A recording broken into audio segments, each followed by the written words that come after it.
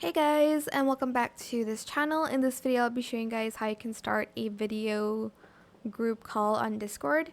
So you can either go to direct messages and select your friends, create a group DM, and then video call them, or what I like to do is I like to just go to a channel and then just go into like the voice channels that they have here, and then just turn on the camera here to basically kind of video call with your friends.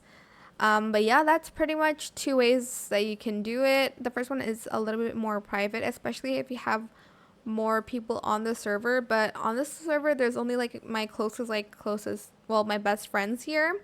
So yeah, that is it. I hope it was helpful for you guys. Don't forget to like, comment, share, and also subscribe to this channel if you haven't done that already. If you have any more questions about this video, just leave it in the comment section down below. I will try my best to answer them all for you guys. And if you found this video helpful, please click the thanks button as well. That is it. Thank you so much for watching. Bye.